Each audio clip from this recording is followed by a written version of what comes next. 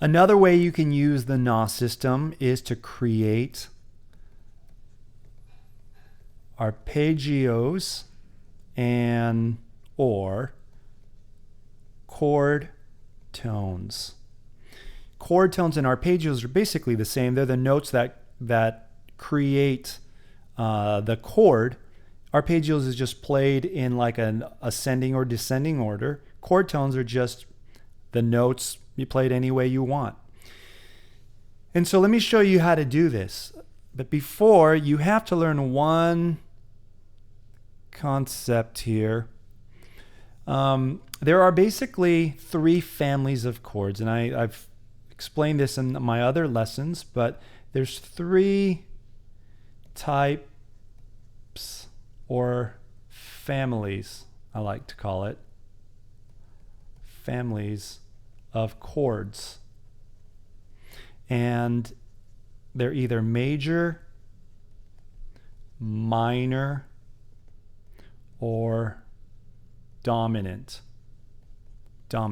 And how all chords function as one of these three families or types of chords. And so if we can know the arpeggio or the chord tones of what major chords are, minor chords, and dominant chords, basically we'll be able to apply arpeggios and chord tones over all types of chords. And here's the cool thing is using the Gnaw system, the major arpeggios or chord tones are created from the number 1 pattern. The minor is created from the number 2 pattern. And you could use number 6, but I think number 2 would be more accurate because when you get into especially minor 6 chords, this would apply. You'd need a 2. So dominant chords use the 5. Okay? So let me show you what this would kind of look like. Here we go. Let me go and draw. I'll start on 1. So the 1 pattern is the second of the whole hole. By the way, in order to apply this, you can't use the law number 3. You have to stick to 3 notes per string like this. So there's a shift here.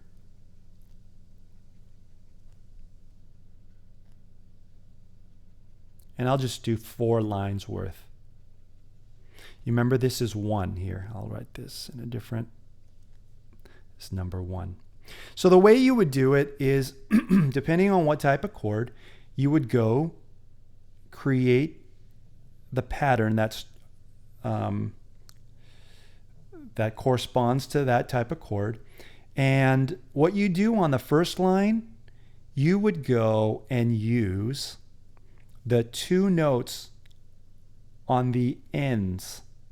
2 notes on the ends. So this note, the end is over here. On the next line, you would use the middle note. And then on the next line, it would go back to using the ends. Like that. Now that there is an arpeggio of a major type of chord. This is the number 1. This is the 3rd. This is the 5th. This is the 7. Now typically 1, 3, 5, 7, that's a major 7 chord arpeggio or chord tones. That's all you would need. But if you did want to expand on it, because you remember, over any major chord, you can play the extensions, major 7, major 9, and add color that way. And guess what this note is? That is a 2 or a 9. 2 or a 9. And so you can play these notes over any major chord, and it would totally fit. Okay, actually, these 2 notes would give more color. All right, let's go to the minor example. So over minor chords, Once again, you remember the minor chord is the 2 pattern. So I'm going to go here and make the 2 pattern. 2 pattern is the second of the whole half, followed by 3 whole wholes. And I'll just stop there. Once again, this is a number 2. I would go and play on the first line the ends, outside notes. Then on the next line, play the middle note. The next line, play the outside notes. And let me 1, 3, 5, 7. And the next line, you could do this for minor chords, not for major. There's a little theory involved in that, but major chords, 1, 2, 3, 4, 5. You don't want to go up more than 5 notes,